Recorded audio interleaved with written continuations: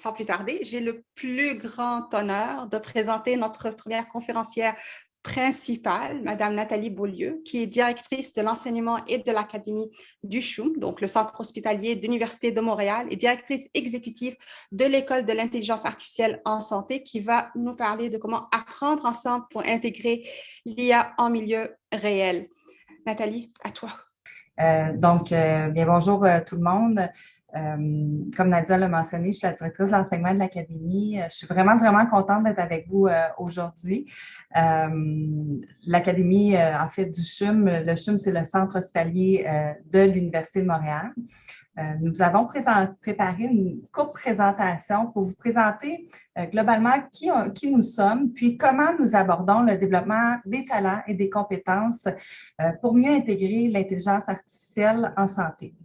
Puis, pourquoi c'est important de parler de cela aujourd'hui? Eh bien, pour nous, l'intégration de l'IA en santé, ça représente un défi complexe qui requiert que nous développions les talents de tous pour faire des choix de société éclairés. Je tiens à préciser que je n'ai pas de conflit d'intérêt, soit réel ou potentiel, en lien avec la présentation du contenu. Tout d'abord, le CHUM, qui on est? Le CHUM, c'est un hôpital qui est universitaire, dont la mission, évidemment, est d'améliorer la santé de la population. Et au quotidien, on intègre l'ensemble des dimensions de notre mission dans toutes nos activités, que ce soit les soins, l'enseignement, la recherche, la gestion, l'innovation et le partenariat avec le patient. Annuellement, on accueille à peu près 1,5 million de patients de partout dans le Québec. On offre des soins qui sont spécialisés et sur-spécialisés et nous avons un rôle décisif pour améliorer la santé et le bien-être de la population québécoise. On fait partie également d'un large réseau international de plus de 100 hôpitaux académiques. Donc, à titre de directrice d'enseignement et de l'Académie, on nomme DAC, des fois dans mes diapos, vous allez voir cet acronyme-là. Mon mandat, à moi, est vraiment à moi et à mon équipe, de développer la relève et les acteurs en santé dans leur capacité à créer et intégrer les connaissances, les innovations en milieu réel, évidemment pour améliorer la santé de la population. Et au CHUM, je dois vous avouer qu'on est passionné par des projets d'innovation ambitieux pour créer de la valeur pour les patients. Et un exemple ici que je tenais à illustrer, c'est que en 2016, on a ouvert le plus grand centre d'apprentissage et de simulation en Amérique avec un S. On a plus de 36 000 pieds carrés, plus de 50 salles de formation dédiées à l'enseignement. Et notre programme de simulation est accrédité par le Collège royal des médecins chirurgiens du Canada. Donc, on a des infrastructures et un milieu riche et très propice à étudier l'enseignement et la formation. Les défis en santé, en fait, je vous dirais, le secteur de la santé fait face à plusieurs défis qui sont complexes et importants. D'une part, les besoins et les attentes de la population changent puis évoluent. On ne parle plus uniquement de traiter la maladie, mais on parle aussi de la prédire, de personnaliser les traitements à chacun des individus et voire même d'augmenter la santé. Donc, l'arrivée des nouvelles technologies et innovations telles que la robotique, la nanotechnologie, les objets connectés, l'IA, nous offrent des nouvelles opportunités ou en fait des nouveaux moyens pour répondre à ces besoins-là. Un élément à considérer qu'on a vraiment vu dans notre milieu, c'est que la transformation numérique continue de s'accélérer plus rapidement que la capacité d'adaptation des humains. Donc, on doit vraiment trouver des nouvelles façons d'enseigner et de soutenir les équipes, d'autant plus qu'on prévoit une pénurie de main-d'œuvre mondiale de 10 millions, seulement si on considère les médecins, les infirmières et les sages-femmes, et ça pour 2030. Puis, soulignons que cette étude-là, c'était des estimations qui avaient été calculées par l'OMS avant la période de la crise pandémique que nous avons vécue. Donc, on peut très bien émettre une hypothèse comme quoi que cette pénurie de main-d'œuvre-là sera davantage accentuée. Du moins, on le voit actuellement. Et finalement, les restants diplômés des maisons d'enseignement ne se sentent pas toujours prêts.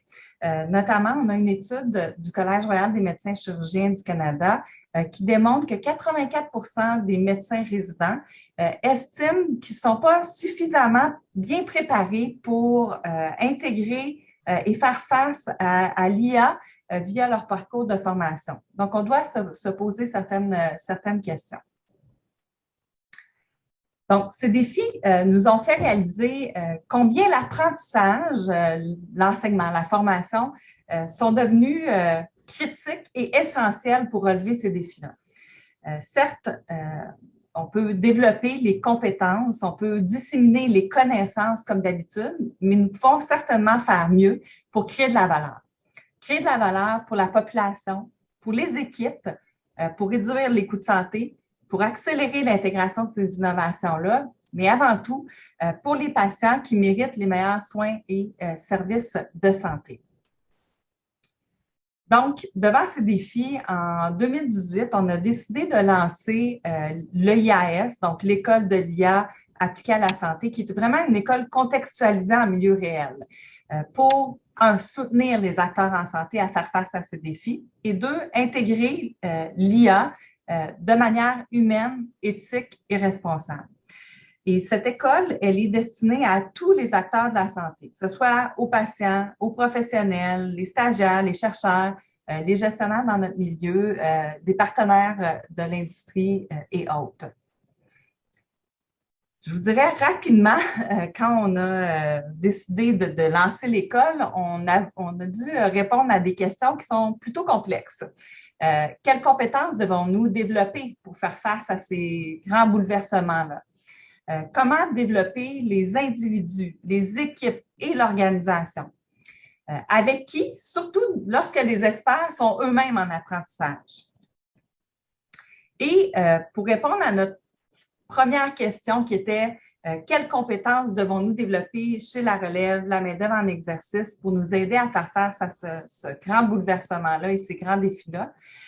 On s'est rapidement penché sur le développement d'un référentiel de compétences pour l'intégration de l'IA en santé, spécifiquement en santé. Et pour nous, ça a été vraiment la pierre angulaire de toute notre programmation qu'on a développée par la suite. Aujourd'hui, compte tenu qu'on a peu de temps pour en discuter, je n'irai pas dans ce fin détail-là, mais nous avons préparé un petit vidéo qui va vous donner l'essence même de notre référentiel de compétences. Donc, je pars à l'instant. S'il y a un problème, Nadia, tu me le dis, s'il te plaît. Aucun problème.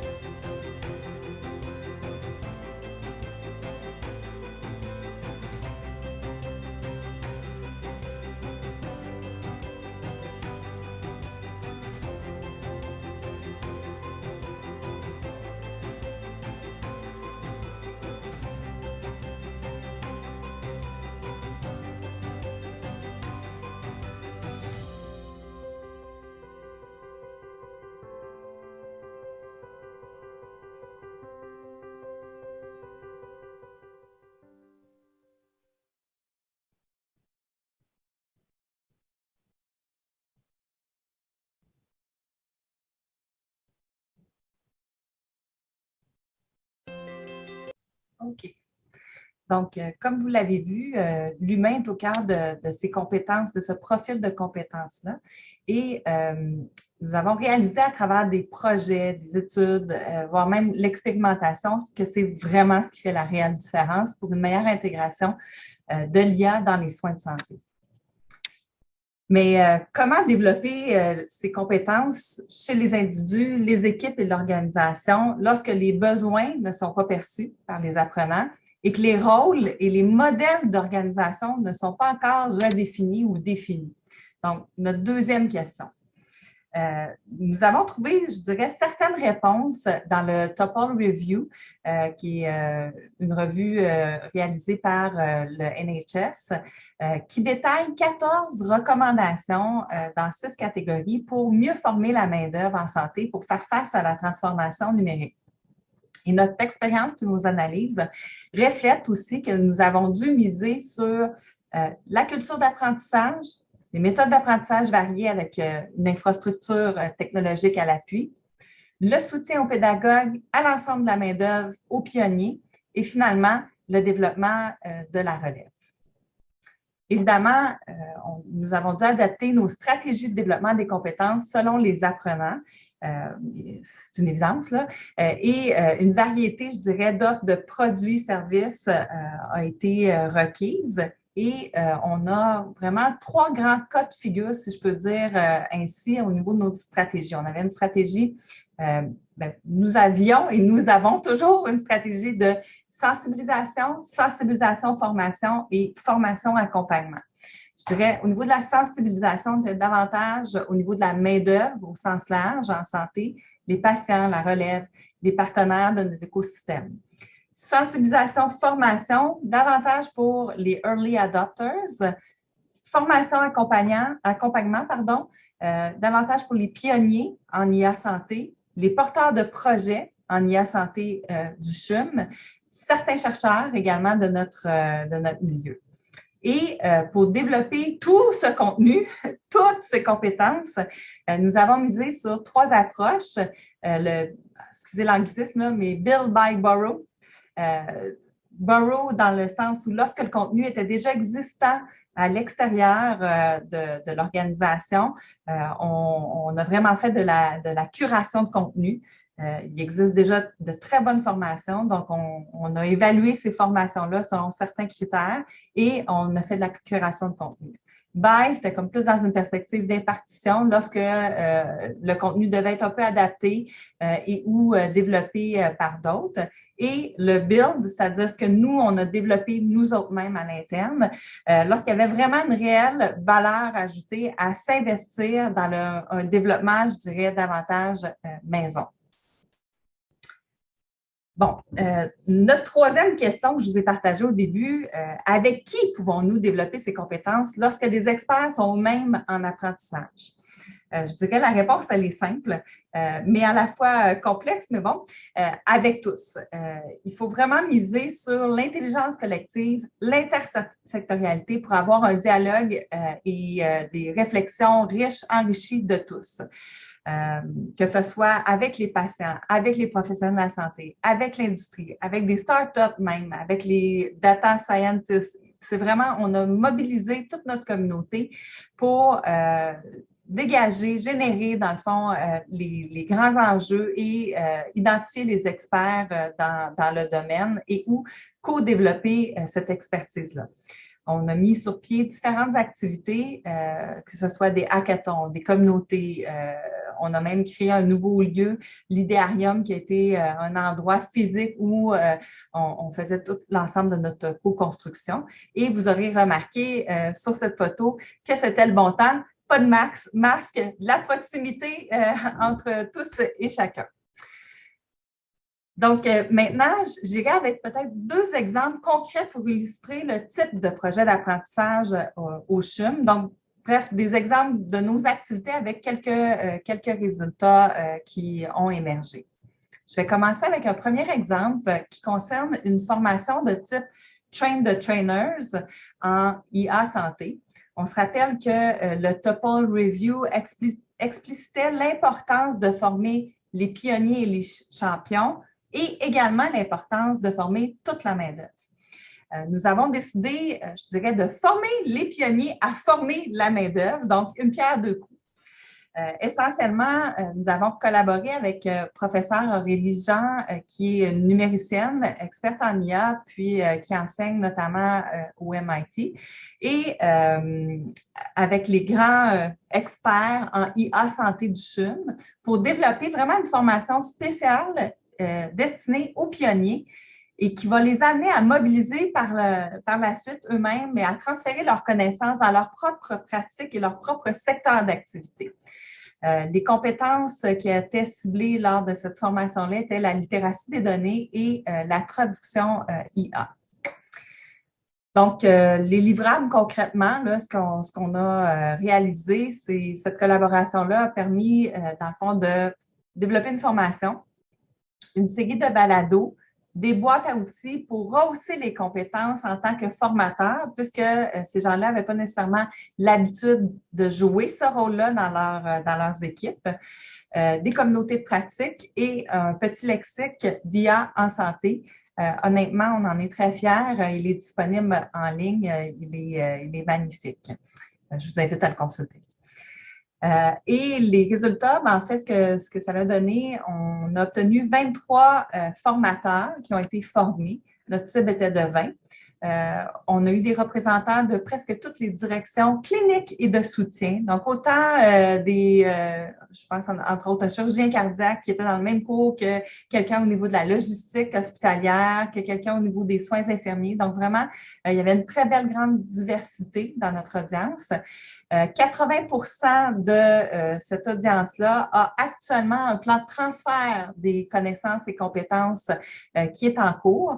Et nous avons eu vraiment 2 communautés qui ont été tenues.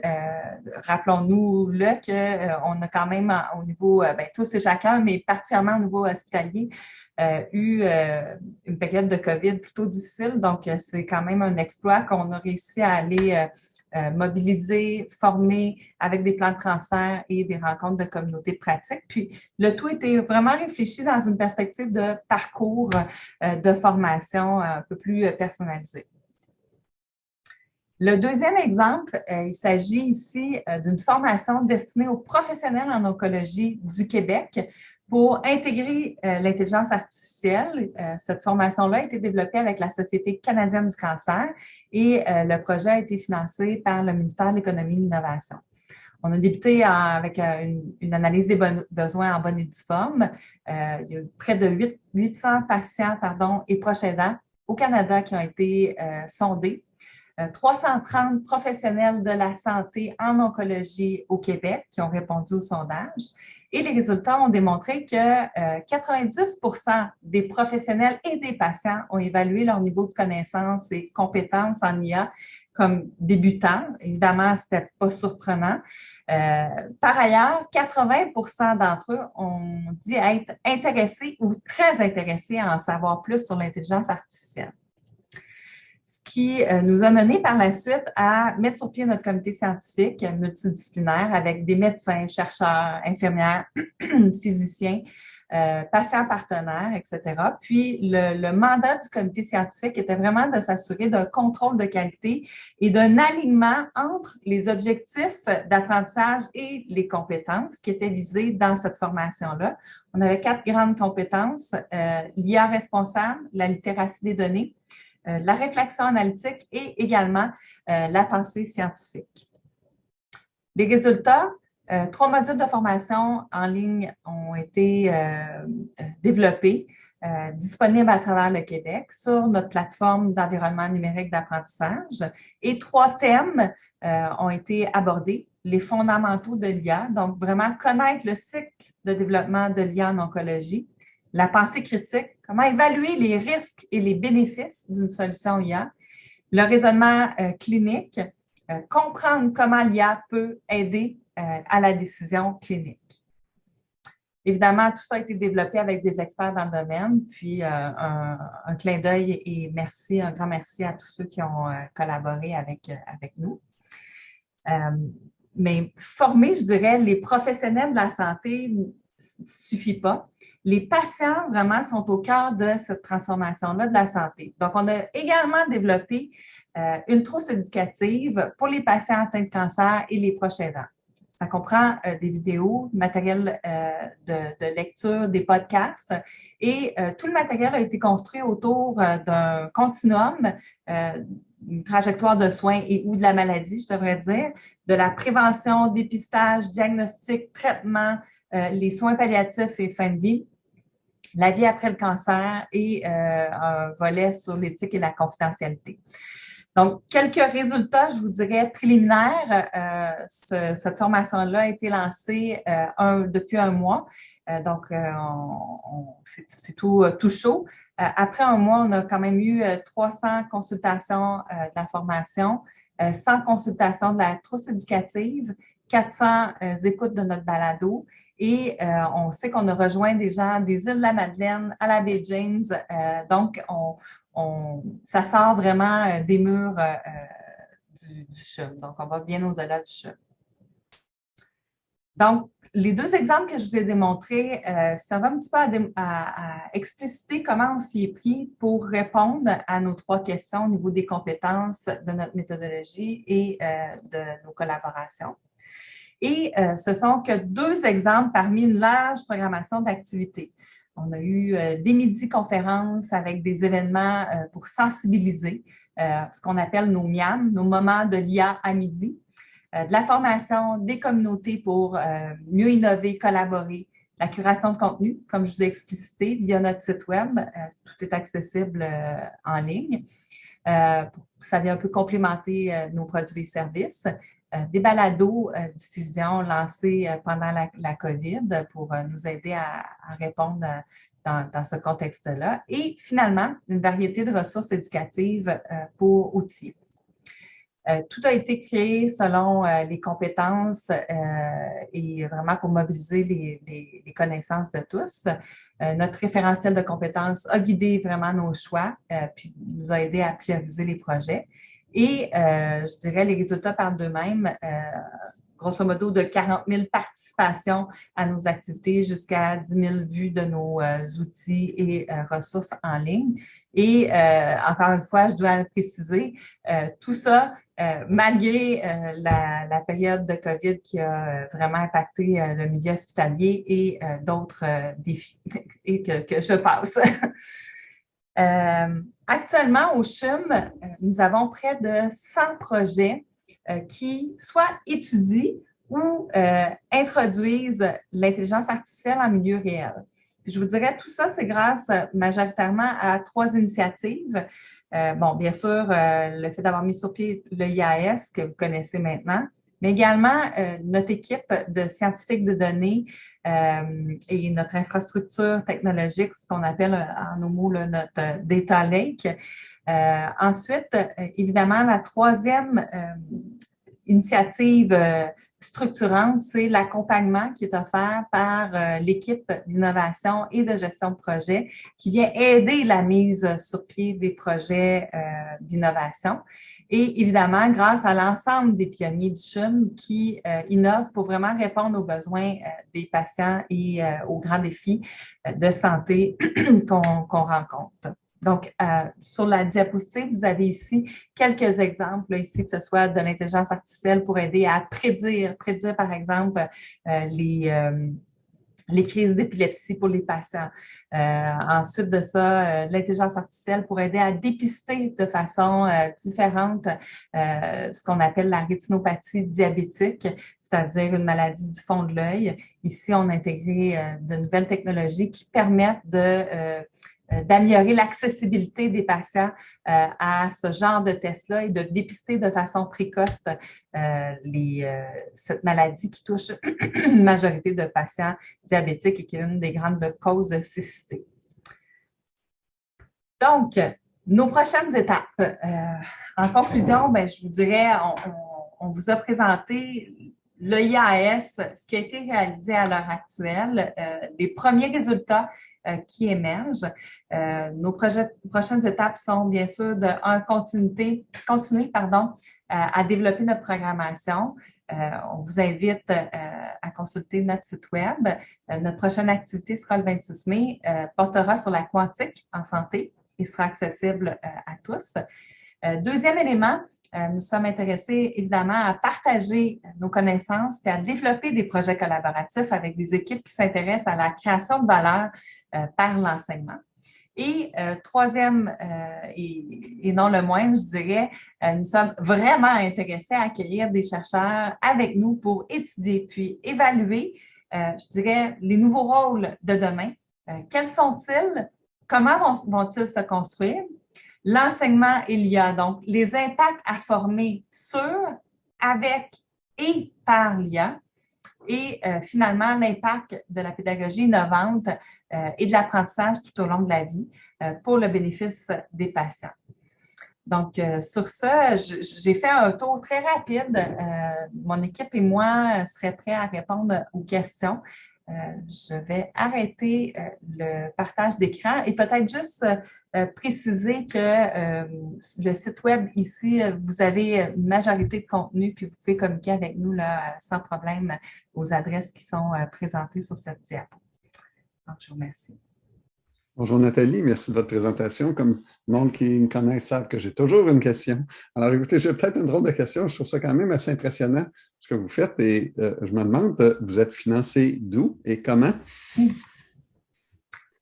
C'est une excellente question parce que depuis, je devrais vous avouer, depuis 2018, le lancement, j'ai beaucoup de cheveux blancs qui ont apparu et ce qu'on a fait, c'est qu'on a dû entièrement réorganiser la direction et pour nous permettre de prendre en charge cette école contextualisée. Par chance, je vous dirais, comme j'ai la direction de l'enseignement et de l'académie sous ma responsabilité, j'ai pu optimiser chacun de mes services, chacune de mes activités pour faire en sorte qu'on soit en mesure de mettre sur pied cette programmation-là.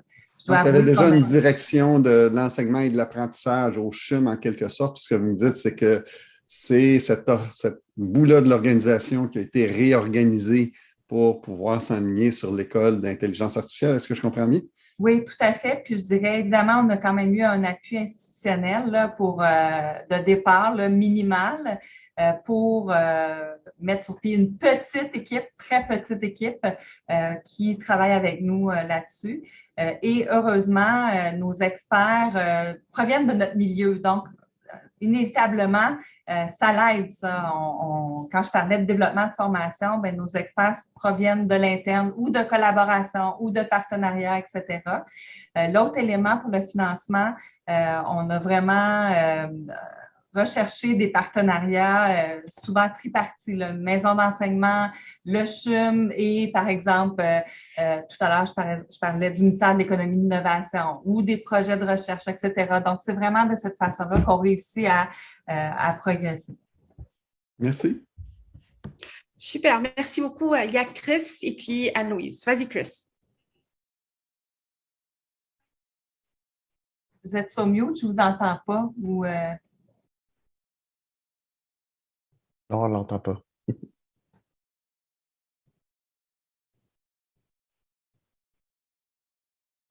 OK, on va passer à Louise et puis pendant ce temps, Chris, tu vas trouver la solution. Peut-être mettre votre question dans le chat, ça c'est une façon d'y répondre. Ou la mimer. C'est bon.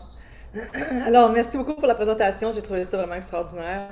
C'est un projet d'une grande ampleur puis d'une grande importance. Donc, j'étais très curieuse de savoir, qui ne faisait pas partie de la présentation, je pense, mais quels sont les plus grands défis auxquels vous faites face pour la formation à ces nouvelles compétences-là? Parce que sans doute là, que ça ne se passe pas très smooth là, pour tout le monde.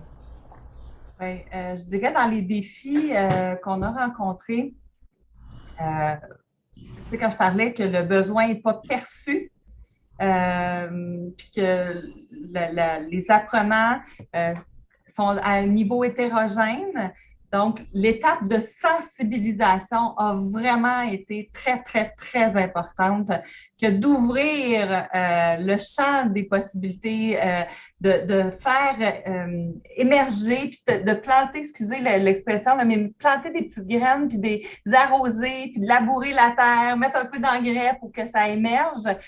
Donc ça, c'est vraiment, ça a été un défi important. Je dirais l'autre défi que je cacherai pas, puis j'ai répondu tout à l'heure, c'est l'aspect financement. Là, ça a été autant que le besoin n'était pas si perçu que ça, que autant quand on a décidé de lancer l'école, tout d'un coup, ouf, on a été vraiment submergé par plusieurs besoins, beaucoup d'intérêt, d'enthousiasme. Donc, d'être capable d'être très agile et réactif face à ces besoins-là. L'autre, j'essaie de réfléchir, l'autre défi, non, je dirais vraiment c'est le défi du financement, le défi de la perception des besoins. Mais une fois que les besoins sont perçus et que les pionniers sont bien identifiés, ça fait boule de neige. Puis, je dirais à l'interne également, peut-être pour notre propre équipe, le défi que ça fasse pas peur que de parler de l'intelligence artificielle en tant que telle, de technologie, et de nous-mêmes nous transformer au travers de tout ça. Excusez, je construis ma pensée pendant que je réfléchis. Dernier élément, je dirais le défi qu'on aimerait bien s'attarder actuellement, c'est le défi de faire évoluer les professionnels qui ont des responsabilités de formation intégrer l'intelligence artificielle dans leur contenu de formation, ne serait-ce que pour éveiller des nouvelles perspectives, que eux-mêmes puissent intégrer des outils lorsque pertinent, parce que pour moi, l'IA ou tous nos outils numériques, ce sont des moyens, c'est pas une fin en soi. Donc, comment intégrer des nouvelles pratiques innovantes pour avoir un réel impact? Je dirais que c'est le troisième élément. Je vois que Nathalie, meilleure offer de mon équipe, avec Julie, avait la main levée. Je ne sais pas si les filles, vous voulez ajouter des éléments? Moi, j'aurais simplement dit que la COVID a été quand même un gros bouleversement et c'est un double bouleversement parce que c'est pas nous seulement en tant qu'équipe de direction qu'on a dû se revirer de bord, mais c'est aussi nos apprenants qui, eux, soudainement, leur quotidien a été complètement bouleversé et leur capacité à apprendre ou à s'investir sur ce genre de sujet quand il y avait la pandémie en même temps, c'était assez extraordinaire la gymnastique qui a été requise. Puis aussi, il a fallu comme prendre un pas de recul pour laisser place à la pandémie et à cette priorité, ce qui est sûr et certain. Mais ce qui a été étonnant, c'est lorsqu'on a fait de la formation avec Aurélie Jacques, Nathalie a mentionné, on se disait, où est-ce qu'on va être capable de trouver 20 personnes? Je vais vous ramener à, c'était une grosse vague au mois d'octobre. Il y avait discussion de retirer tous les professionnels de la santé qui n'étaient pas vaccinés parmi d'autres enjeux. Honnêtement, là, on avait overbooké. On ne savait pas trop à quoi s'attendre, puis on n'a pas eu une seule annulation. Donc, il y a quand même vraiment un willingness, désolé de l'anglicisme, là, de la part de plusieurs à continuer à aller vers l'avant malgré les défis d'aujourd'hui. Merci Nathalie. Et Nathalie, il y avait une question de Arnold.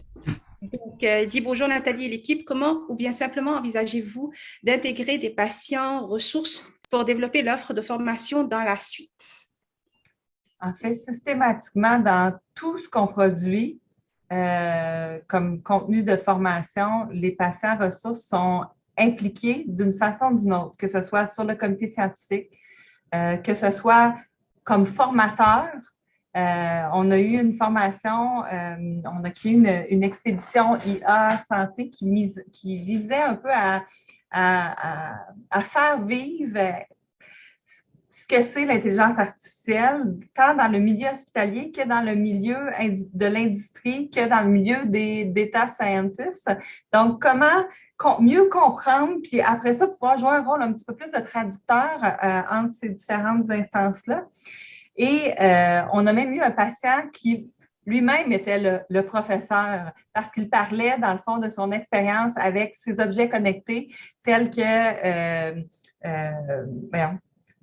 le pacemaker, puis comment, dans le fond, l'intégration du pacemaker et du suivi des données à la maison en temps réel, qu'est-ce que ça avait comme impact et quel genre de transformation ça demande aux soins et services de santé. Faut se rappeler également que la télésanté était plus ou moins, ou de façon hétérogène, intégrée dans les pratiques. Là, la pandémie a accéléré ça, ce qui est très bien, mais pour un patient qui maintenant a des données à la maison via son pacemaker, bien, il aimerait peut-être ça maintenant recevoir un appel d'une infirmière pour dire, ben, écoute, tes données, oui, on les a regardées, tout va bien, c'est bien parfait, versus j'attends mon prochain rendez-vous chez le docteur. Donc, dans le fond, ça nous amène à réfléchir notamment à nos modèles d'organisation et c'est le genre de contribution que les patients peuvent amener autour de la table. Merci Nathalie. Laurence? Excusez 30 secondes, un élément, en tout cas, si quelqu'un aurait le goût de travailler ça avec nous, là, j'aimerais tellement ça, essayer de tester puis de voir qu'est-ce que ça donne, puis changer certains paradigmes également, de mettre un étudiant, si on parle de patient partenaire, on pourrait parler d'étudiant partenaire également. Je serais curieuse parce qu'on l'a vécu de façon anecdotique dans une programmation où on a un médecin résident qui a été très autodidacte, je dirais, a été, je dirais, dans le rôle de formateur à des patrons et à des collègues, plus dans le domaine du numérique. Ça amène une richesse intéressante. Là, c'est une anecdote, mais j'aimerais bien étudier davantage cet aspect-là. Excusez, je m'embarque. C'est super. Vas-y, Laurence. Bonjour, bonjour à tous, puis merci, Madame Beaulieu, pour ce partage-là. Votre expérience est vraiment enrichissante. Je suis Laurence Lachapelle-Bégin. Moi, je suis étudiante au doctorat en technologie éducative à l'Université Laval. Je m'intéresse à l'apprentissage au travail, puis en particulier à l'auto-formation des professionnels de l'intelligence artificielle et numérique. Alors, j'aimerais savoir, en fait, comment vous vous soutenez. Vous avez une équipe de scientifiques de données, puis d'autres professionnels de l'IA, j'imagine. Comment vous soutenez le développement de leurs compétences en intelligence artificielle? Je peux peut-être y aller, puis Julie et Nathalie, vous compléterez, s'il vous plaît. Dans le fond, ces gens-là nécessitent vraiment une approche très personnalisée. Ils sont pour la plupart, là, je vais parler vraiment des data scientists, là, vraiment, et souvent chercheurs en même temps, très personnalisés, très autodidactes. Ils vont chercher eux-mêmes leur propre contenu. Puis nous, on a beaucoup misé davantage sur les communautés d'innovation, de pratique, le partage d'expériences, etc. au sein de ce petit groupe-là. Je sais, Nathalie, tu pourrais peut-être parler de ce qui a été travaillé, notamment avec Ivado, pour vraiment répondre à des besoins plus pointus. Mais Nathalie ou Julie, là, une des deux. Oui, donc c'est avec non seulement Ivado, mais avec IID qui sont basés à Québec également. On est en train de travailler sur un parcours de formation qui serait essentiellement une curation de contenu qui permettrait aux chercheurs qui veulent rehausser leurs compétences en lien avec la littératie des données, la programmation, spécifiquement là, pour la santé. Donc, on est en train de travailler là-dessus. Il faudrait que je vérifie, mais de mémoire, ça devrait être diffusé sous peu sur nos sites web habituels également. Merci beaucoup. Je vais donner la parole à Marc, puis je vais aller dans le chat pour poser les questions qui se sont posées, et puis donner aussi la parole à Anne-Louise qui a levé la main pour dire moi. Donc, vas-y, Marc. Bonjour, merci de la présentation. Je m'appelle Marc Brouillard et je suis bibliothécaire à l'Université du Québec à Chicoutimi. Ma question, c'est par rapport un peu au référentiel que vous avez parlé là, en intelligence artificielle. Donc, je vais aller le voir avec grand plaisir. En fait, ce qui m'intéressait un peu, c'était de savoir un peu, puisqu'on parle d'intelligence artificielle, on parle nécessairement de données, l'importance des données puis des sources. Donc, je voulais un peu savoir comment était intégré, comment il y avait eu l'adéquation entre des compétences informationnelles de recherche, de contenu avec le référentiel là, pour l'intelligence artificielle. Bon. Je vais laisser Julie, notre grande conceptrice du référentiel de compétences, intervenir. Il faut savoir, Julie est très, très humble, souvent je lui dis, mais elle a fait un travail vraiment de moine et de fond. Donc, Julie, je vais te laisser répondre. Et pour fournir une réponse très précise, je voulais voir par rapport à l'informationnel, ce que vous voulez dire au niveau des ressources de contenu ou au niveau des professionnels d'information. Je voulais juste préciser. En fait, j'allais dire que je pensais vraiment à deux aspects, au côté de comment les professionnels de l'information ont été intégrés dans ce référentiel-là et au niveau de vraiment compétences informationnelles. C'est vraiment des compétences où ils développent l'habilité là, de pensée critique ou de recherche d'informations. Si on fait de l'intelligence artificielle, ça veut probablement dire qu'il faut aller chercher des ensembles de jeux de données qui sont appropriés, qui sont adéquats, de pouvoir aller lire la documentation qui est afférente. Donc, c'est un peu de ça là, que je fais référence. Là. Je vois plusieurs volets, là, notamment, mais il y a un des grands volets du référentiel qui est toutes les compétences réflectives. Donc, comment c'est dans tout ce qui est plus cognitif. Donc, c'est quoi l'esprit critique qu'on peut avoir? Comment on peut résoudre des problèmes complexes? Comment on recueille toute cette information-là? Donc, ça, c'était clé pour pouvoir intégrer. Ça faisait importance qu'on l'a vu un exemple d'un projet où c'était au cœur du projet ce qu'on voulait développer. Ensuite, l'autre élément que je vois, c'est les professionnels de l'information. On a la chance dans notre direction ils font partie de notre équipe. Donc, les professionnels de l'information qui sont nos bibliothécaires, par exemple, font partie de la direction de l'enseignement. Ils font de la gestion de connaissances, de la mobilisation de connaissances, de la captation dans l'ensemble des projets en IA. Notamment, ils ont mis sur pied des veilles informationnelles en IA. Ils ont également fait partie de différentes communautés. C'est important qu'ils fassent partie intégrante pour faire circuler cette information-là, la rendre accessible, les bases de données. On a aussi, puis le troisième élément que j'ai vu dans votre question, c'est tout ce qui est base de données aussi. C'est un élément important que les gens puissent avoir accès à des données. Donc, si on va sur notre site web, on a aussi mis à disponibilité les gens qui veulent accéder à des données. Donc, je ne sais pas si ça complète, ça répond bien à la question. Oui, vous avez répondu là, à certains éléments, en effet.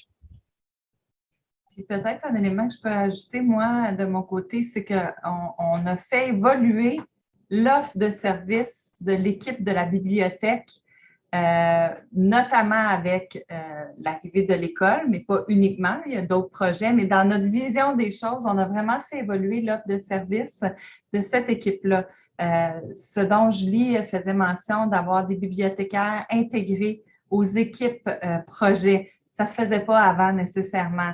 Qu'elle fasse partie vraiment de l'équipe multidisciplinaire et qu'elle puisse en temps réel, dans le fond, questionner les bases de données pour vraiment apporter des réponses, en fait, aux questions que les équipes se posent. Puis des fois, il n'y a pas nécessairement réponse, mais on sait qu'il n'y a pas réponse puis que ce n'est pas étudié là, à l'heure actuelle.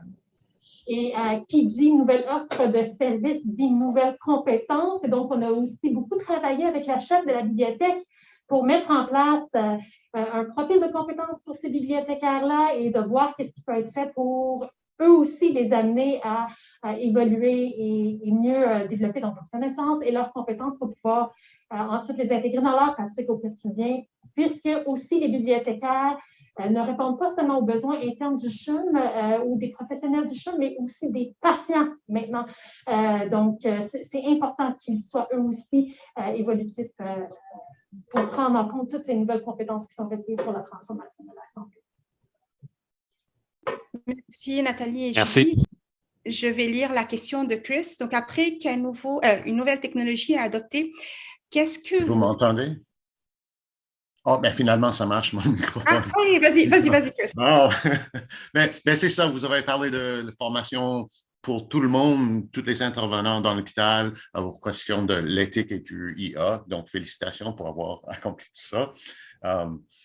Puis que là, vous avez mentionné plusieurs exemples de nouvelles technologies qui s'adoptent dans le système hospitalier. Donc, je me demande s'il y a aussi une anticipation de comment toutes ces personnes qui sont formées pour les questions d'éthique du IA sur le champ, quand il y a une nouvelle technologie, est-ce qu'il y a une façon qu'on fait une rétroaction, on rassemble tout le monde pour voir, est-ce que vous avez vu des affaires, comment ça va, peut-être des rétroactions des patients aussi, et voilà. C'est ça, merci. Oui, oui, tout à fait. En fait, on travaille beaucoup avec le cycle d'innovation au CHUM. Dans nos projets, ce sont souvent des projets qui sont encadrés soit de deux façons. Si ce sont des projets de recherche, ils suivent vraiment un parcours usuel de recherche, ou des projets d'innovation dans la pratique où on intègre des nouvelles technologies dans la pratique en tant que telle. Dans ce cas-là, c'est vraiment le cycle d'innovation du CHUM qui a été développé où on part du besoin, toujours. Donc, un besoin ou une problématique. On va valider sa pertinence. On va, dans le fond, soit développer ou co-développer avec des partenaires. On va l'expérimenter à petite échelle, implanter, mesurer les impacts, pérenniser par la suite, puis le généraliser si requis. Et au travers de tout ce cycle-là d'innovation du CHUM, on a développé des outils de captation des connaissances qui sont je dirais, qui émergent dans la pratique. Et ça, c'est un autre exemple avec la bibliothèque où on a développé une nouvelle offre de service, encore une fois, puis même intégrer une nouvelle personne dans ce cas-là, dont son rôle, c'est de s'attarder à la mobilisation des connaissances, à la captation, puis de voir comment on réinjecte ça dans les prochains projets. Donc, c'est vraiment des outils ou de l'accompagnement qui est fait. Ben, merci beaucoup. Tout ça, c'est très pertinent pour notre colloque, donc c'est super. Merci, Chris, pour la question et Nathalie pour la réponse. Donc, Anne-Louise, tu voulais exprimer rapidement ton intérêt après, avant que je donne la parole à Bruno et puis Didier. Ben oui, alors j'ai écrit à Nathalie en chat, mais quand elle disait s'il y a quelqu'un qui est intéressé de travailler avec des étudiants qui pourraient travailler avec nous, collaborer avec nous en cours formation, le laboratoire d'innovation que je vais présenter tout à l'heure, justement, c'est ce que je fais. Je crée des partenariats avec des gens qui ont envie de s'intégrer dans toutes sortes de dimensions d'innovation et je forme les étudiants à devenir des innovateurs confiants à travers plusieurs modèles. Donc, ce serait une super belle opportunité. Donc, je ferai du suivi. Merci Anne-Louise. Vas-y Bruno. Rebonjour. Moi, j'ai deux questions. Une question qui est probablement assez facile. Moi, je regarde dans votre modèle là, de voir les pionniers qui sont en même temps formateurs de formateurs. En tout cas, ça semble jouer un rôle très, très important comme effet de levier. Fait que ma question facile, c'est comment vous les avez trouvés, comment vous les identifiez, vous les recrutez. Puis ma question plus difficile, plus complexe, en santé, comme dans le domaine des sciences de l'éducation, la pénurie de personnel nous touche également. C'est critique. On peut dire en médecine, OK, on peut transférer des responsabilités aux infirmières, mais les infirmières, c'est le même problème. Je dirais, on a un problème semblable en éducation. On a du personnel dans les écoles primaires, secondaires, personnel enseignant non qualifié, formant un grand nombre, et diminuer. Alors, en fait, cette problématique-là de pénurie de personnel qualifié, elle est génériquement la même. Fait que là, vous l'avez présenté en problématique. Fait que là, moi, je me demandais d'une manière, puis là, ça sort peut-être un peu de votre présentation, mais qu'est-ce que vous voyez comme piste, peut-être avec l'intelligence artificielle, pour revenir pallier en partie à la problématique de pénurie de personnel spécialisé en santé? Merci infiniment pour cette question-là qui est très intelligente et qui prouve que vous avez très bien compris la complexité de ce dans quoi on se trouve. Premièrement, vous me posiez la question sur les pionniers. Les pionniers, en fait, on les a, je dirais, flairés, repérés, ne serait-ce que par... on a la chance, premièrement, au CHUM, on a la chance, on est sur un site unique. On connaît notre milieu, on connaît les gens. Puis, de par le fait qu'à la direction de l'enseignement, on a un mandat transversal de tout l'hôpital, nous sommes exposés à tout ce qui se fait. Inévitablement, je siège sur plusieurs comités, plusieurs groupes, fait que j'ai une bonne vue d'ensemble, puis je peux pister, dans le fond, les équipes sur « Ah, j'ai entendu parler de telle chose à tel endroit, etc. » Donc, premier élément. Et les pionniers ont souvent été les premiers à assister à nos MIAM, à lever la main et dire « Hey, moi, j'ai tel projet, je pourrais venir présenter, etc. » Ils se sont quand même manifestés d'eux-mêmes. Donc, ça a été... Ça, c'est un bout relativement facile à faire de par notre positionnement puis notre connaissance du milieu puis de notre réseau interne et externe, j'aurais vous dire. Donc, premier élément. Pénurie de personnel. J'y vois deux angles dans cette question-là. Pénurie de personnel dans...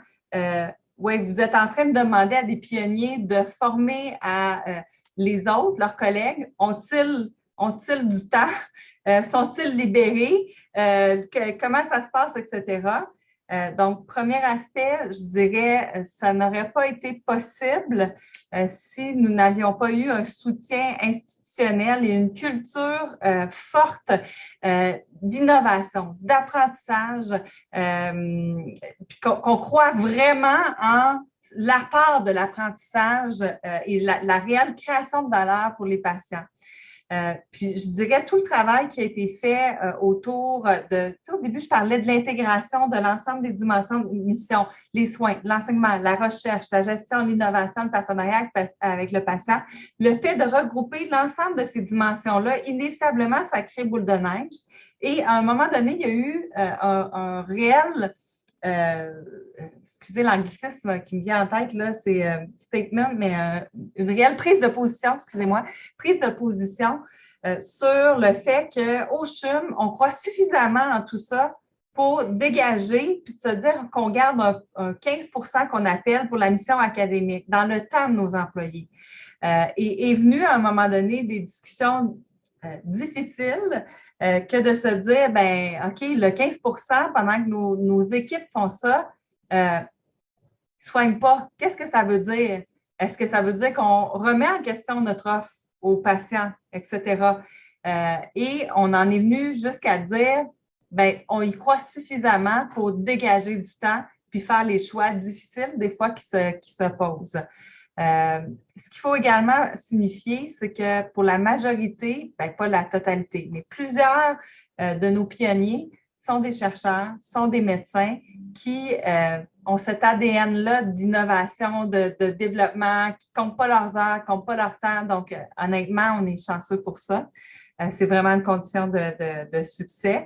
Pour les directions, je dirais plus mettons, les soins infirmiers, où la pénurie de main-d'œuvre touche plus, ben alors là, ce sont des individus vraiment dans des grandes équipes. Puis puisque les équipes sont grandes, le fait de dégager certains individus qui ont déjà des fois un rôle de formation, ben on a cette condition-là de succès. Le deuxième aspect que vous avez dit dans pénurie de main-d'œuvre, ça m'a fait penser au temps protégé et attendez un peu, ça m'a fait penser à un deuxième élément qui était, excusez, je vais retrouver mon point. Ça a ouvert deux portes dans ma tête. Les pistes, les pistes de l'IA, c'est ça, OK, je reviens. Dans le fond, vous avez dit, c'est quoi la contribution de l'IA par rapport à la pénurie de main-d'œuvre? La contribution de l'IA et ou technologie, nous, on est en train vraiment de voir comment, justement, face à cette pénurie de main-d'œuvre-là, on peut introduire des technologies qui vont permettre soit de sauver du temps pour les équipes, soit, peut-être pas sauver du temps, mais de recentrer le rôle du professionnel sur ce qu'il y a de mieux à offrir, soit ses compétences humaines d'empathie, de jugement critique, de raisonnement. C'est un peu ça qu'on est en train de faire. Je vais donner un exemple. Au bloc opératoire, on est en train d'optimiser la gestion des horaires pour favoriser une meilleure trajectoire de soins des patients qui venaient, par exemple, pour une chirurgie puis qui devaient revenir plusieurs fois. Donc, comment on peut mieux organiser les rendez-vous de la chirurgie, des rendez-vous de suivi, également des pré-hospitalisation, pré-chirurgie, et comment l'intelligence artificielle peut nous aider à faire cette gymnastique-là d'horaire pour que le temps dégagé, ben, on l'utilise à faire des choses qui ont une bien plus grande valeur ajoutée que de générer des horaires puis de rejouer dans du manuel. Donc oui, c'est une des raisons pour laquelle on a décidé d'emprunter cette voie-là au CHUM. Merci beaucoup de votre réponse. Merci Nathalie. Et très rapidement, une dernière question de Didier. Oui, ça va être très très rapide parce que je n'aurai pas l'intelligence de la question de Bruno. Bonjour à toutes et à tous. Nathalie, un très très grand merci. Moi j'ai une question et c'est juste pour poser la question, mais on pourrait en parler après. C'est autour de l'outil de captation des connaissances. C'est-à-dire quel est cet outil? De quel type de connaissances s'agit-il? Est-ce qu'il s'agit des connaissances qui sont plutôt liées à des savoirs, des savoir-faire, des savoir-être, des savoir-devenir, mais aussi toute cette problématique qu'il y a de la validation de cette extraction au-delà des modalités d'extraction? Oui, je sais que la question amène beaucoup plus que la minute qui nous reste, mais... Je résumerai une réponse très courte, mais ça nous fera plaisir de dialoguer et d'échanger avec vous par la suite. On est au balbutiement, on commence. Puis ce que vous venez de nommer, on serait rendu beaucoup plus loin dans notre démarche. On débute et le premier pas qu'on a fait, je vais être franche, il n'y avait pas de captation. Donc, on a dit, on va fournir un outil minimal, un one-pager, puis une démarche sur voici ce que vous devez consigner, qui est au moins les apprentissages qui sont faits, et ça, d'avoir des moments pour les partager. Maintenant, il y a énormément de marches à monter et de paliers finalement à gravir. Merci beaucoup, parce que ça pose la question de la validité scientifique des savoirs et de la validité aussi, sociale et culturelle des savoirs. Mais voilà. Merci beaucoup.